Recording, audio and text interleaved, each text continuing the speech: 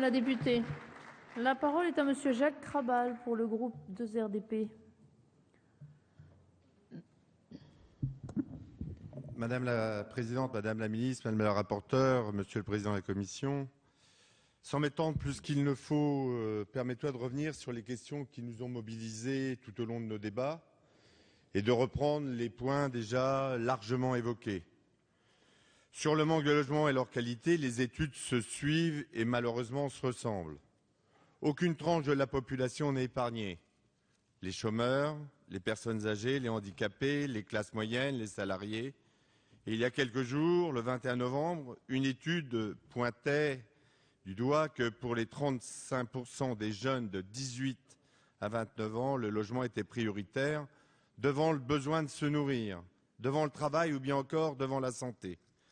Ce qui montre bien, s'il en était besoin, que le logement, ou plutôt le manque de logement, est un problème grave dans notre pays. Oui, notre pays a besoin de logement. Notre pays doit être à l'offensive concernant la construction de logements sociaux. Vous l'avez d'ailleurs rappelé avec force, Madame la Ministre, très justement, lors de la présentation de ce nouveau projet de loi, en indiquant la volonté réaffirmée du gouvernement d'aller vite avec la mise en application de ce texte dès le mois de janvier 2013 pour rattraper le temps perdu. Vous l'avez également prouvé en renforçant, comme ça vient d'être dit précédemment, l'article 55 de la loi SRU, portant ainsi à 25% le seuil des logements sociaux dans les communes. Ce relèvement du seuil, parfaitement justifié, permettra de développer dans le parc social une offre plus ambitieuse, plus large, dont l'effort devra porter en priorité sur le logement à loyer modéré.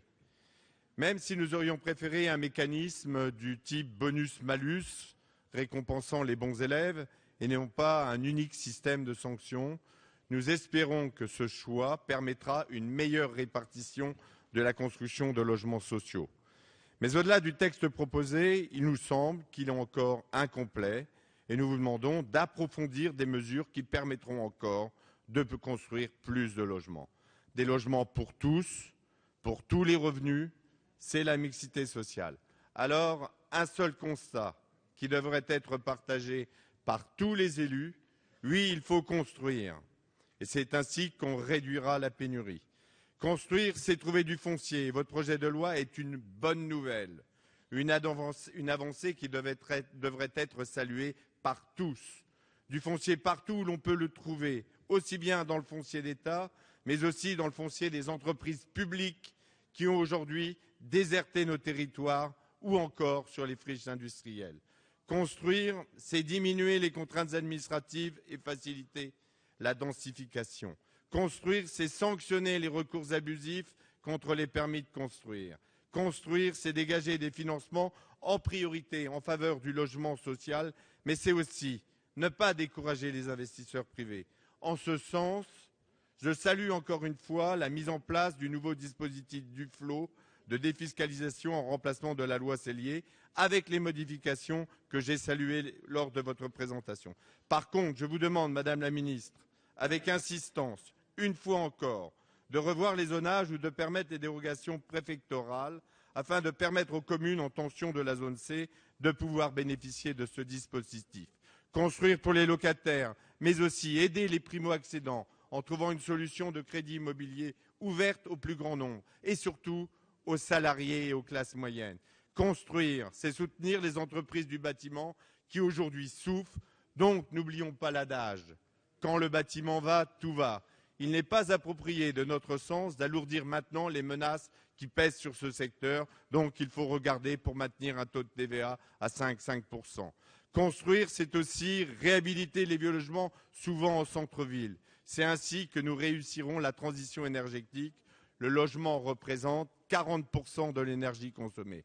Enfin, comme le souligne le rapport de la Commission, s'agissant du logement social, le projet de loi n'aborde pas la question des pratiques des bailleurs en matière d'attribution, de rénovation ou de loyer.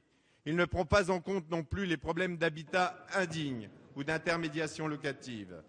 Pourtant, de plus en plus de familles à faible revenu sont logées par des marchands de sommeil dans des taudis à prix d'or. C'est cela le mal-logement. Les sanctions doivent être exemplaires. Ainsi, Madame la Ministre, nous attendons la suite. Mais, pour toutes les raisons évoquées précédemment, et comme le disait Jean de La Fontaine dans sa fable « Le petit poisson et le pêcheur », un tien vaut mieux, se dit-on, que deux tu l'auras. L'un est sûr, l'autre ne l'est pas. Le groupe 2RDP votera donc le projet de loi, mais nous resterons attentifs à la suite que vous voudrez bien donner aux questions que nous vous posons. Merci, Monsieur